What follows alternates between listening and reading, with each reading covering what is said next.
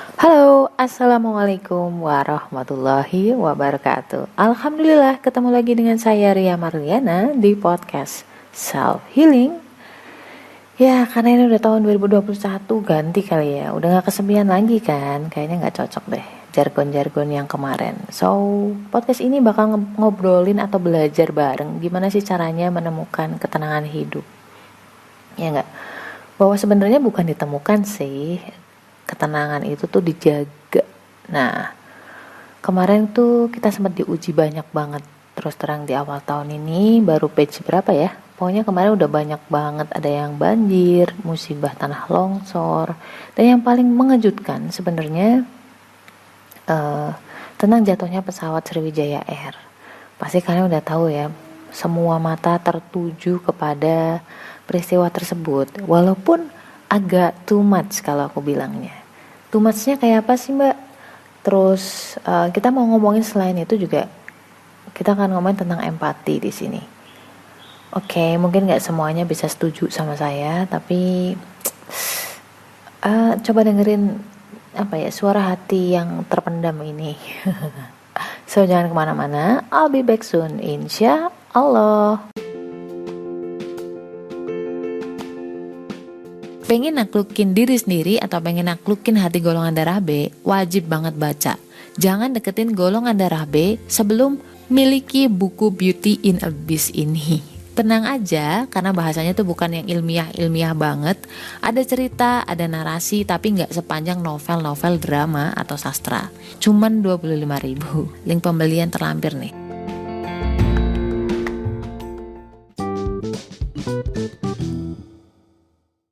Balik lagi dengan Ria Marliana di podcast Self Healing. Aku udah lama banget gak nge-podcast, jadi kayak aneh gitu gak sih?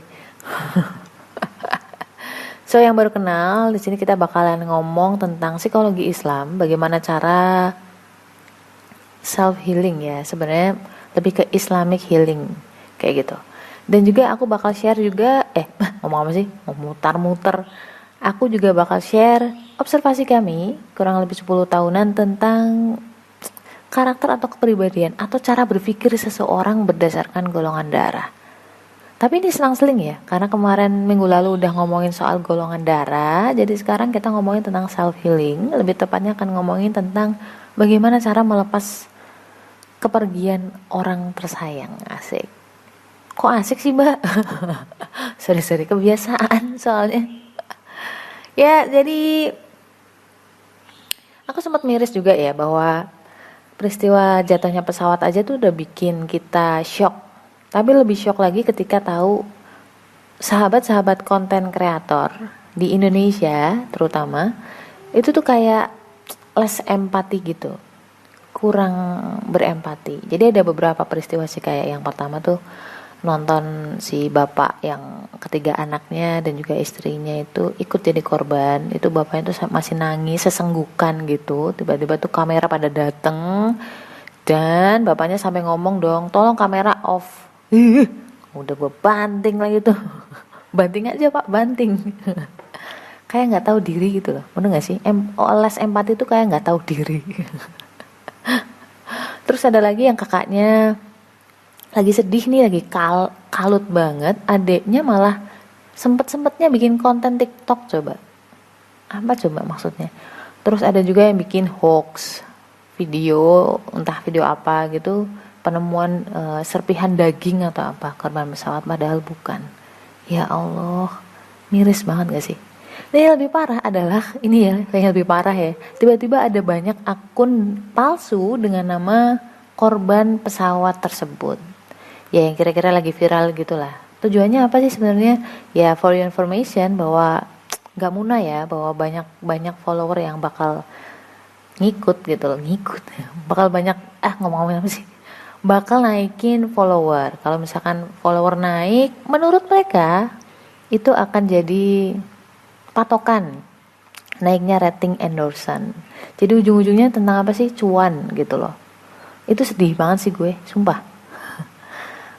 Susah banget di zaman sekarang mencari orang yang masih punya hati, karena mungkin mereka nggak paham ya, nggak bisa memposisikan diri di posisi orang lain. It's okay lah, tapi ketika diingetin harusnya dia ya udah di take down gitulah ininya, kontennya kan. Tapi enggak, malah makin banyak, makin bermunculan, makin banyak kisah-kisah yang entah itu bener atau enggak. Terus pada share foto-foto atau video para korban sebelum mereka berangkat atau naik ke pesawat. Bahkan ada yang sampai ke personal life-nya para korban. Kamu bayangin deh kalau kamu menjadi keluarganya si korban, dulu pengen apa ya, move on gitu. Even kamu dapat asuransi misalkan, tuh kamu berharap mereka tuh nggak akan pergi duluan, walaupun nggak dapat duit itu gitu loh. Kenapa? Aku pernah ngerasain dan nggak enak rasanya. Andai kata boleh memilih, aku memilih untuk tidak menerima uang itu, tetapi bokap gue masih ada gitu loh. Dan kamu kebayang gak sih ketika buka sosmed, buka berita, buka TV, isinya tuh wajah-wajah orang-orang yang mereka sayang, yang mereka kenal, yang mereka harapkan kedatangannya, terus berseliweran di feed-feed Instagram. Orang lain aja tuh enek gitu. Gimana dengan para korban? Gimana cara mereka ngelepas itu? Buka sosmed nangis lagi, buka TV nangis lagi. Aduh, come on, itu bisa bikin trauma loh. Lu gak pernah ngerasain ya? Semoga gak usah ngerasain lah. Cukup lu memahami dari omongan orang lain. Jangan sampai Allah turun tangan sendiri ngingetin kalian sampai harus ngerasain hal yang sama gitu untuk mencapai empati. Makanya kadang-kadang gimana sih cara dapat empati, yaitu dengan cara menempatkan sudut pandang kita di sudut pandang atau kacamata orang lain. Gimana Mbak caranya? Banyakin ngobrol sama orang, banyak komunikasi, tanya tentang mereka. Gimana perasaan mereka gitu loh. Nggak cuma sekedar ngobrol tapi isinya ngomongin diri kita doang gitu. Itu namanya sudut pandang kita aja yang kita share ke orang lain. Kita nggak dengerin orang lain. Oke, cukup emosinya. Jadi tadi sempat aku ngomong bahwa aku pun mungkin agak sedikit mengalami namanya ditinggal orang kesayangan, dan itu tanpa pamit. Apalagi kita sebelumnya nggak ada apa-apa gitu loh. Bener-bener yang nggak ada firasat, orangnya juga baik-baik aja. Bokap gue tuh kecelakaan dulunya, dan kayak lu masih punya, misalkan ya kayak pertemuan terakhir tuh kayak bikin orang tersebut kayak tersakiti, itu rasanya kayak unfinished business, kayak ada penyesalan yang nggak akan pernah berujung. Itu ada masa-masa seperti itu.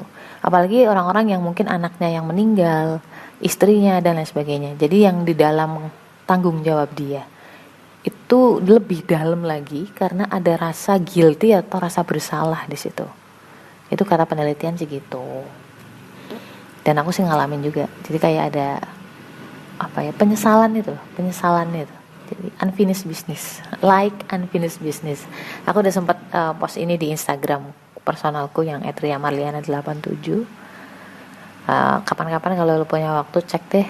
Cuman aku lagi puasa sosmed, mungkin hanya ngepost doang, nggak bisa komen atau balas DM ya.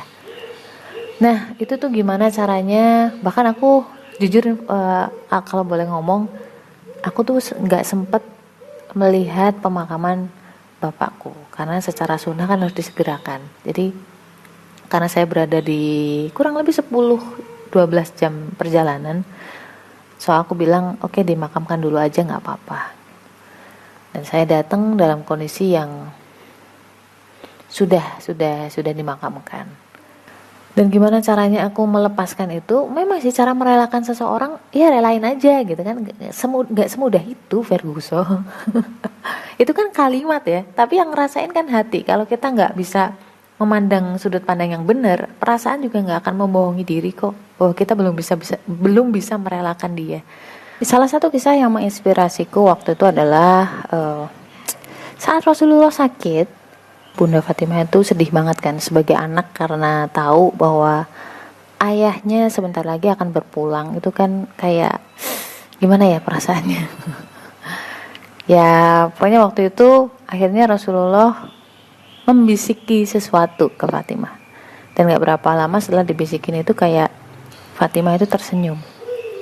Rasulullah bilang ke Fatimah bahwa setelah berpulangnya beliau, Fatimah adalah orang yang akan menyusulnya, nggak berapa lama gitu. Dan memang benar, nggak berapa lama kemudian, kalau nggak salah berapa minggu gitu setelahnya tuh Fatimah menyusul. Beliau nggak akan hilang gitu.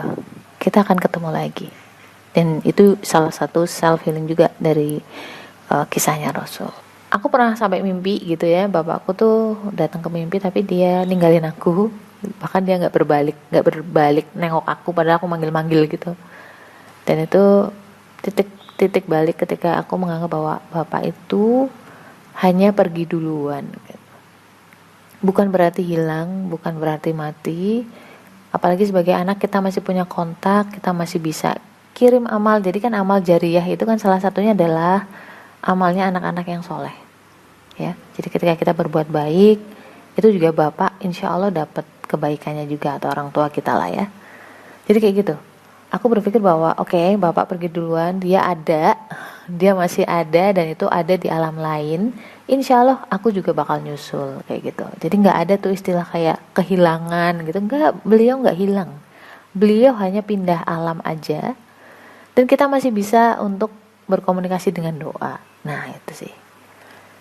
Itu yang selalu aku ini. Jadi bagaimana cara saya merelakan bapak adalah dengan mendoakan dia, mendekatkan diriku dengan Allah, agar apapun kebaikan-kebaikan kita itu bapak juga ikut. Begitu sebaliknya, berusaha menghindari hal-hal yang gak baik kayak gitu. Karena namanya seorang anak, dosanya juga bakal jadi dosa jariyahnya juga.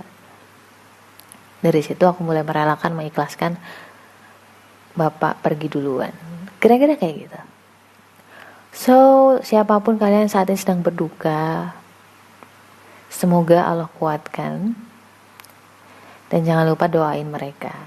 Karena mereka butuh banget doa kita. So, jangan kelamaan terpuruk. Kalau misalnya kita terpuruk, siapa yang bakal ngedoain mereka? Ya enggak? Tenang aja, mereka tuh masih nungguin kita, tenang aja. Nanti kita juga bakal nyusul. Ketika dapat musibah, kita akan bilang innalillahi wa inna ilaihi raji'un. Kita itu miliknya Allah dan nanti juga akan kembali ke Allah. Semuanya, tak terkecuali. So, stay love and assalamualaikum warahmatullahi wabarakatuh.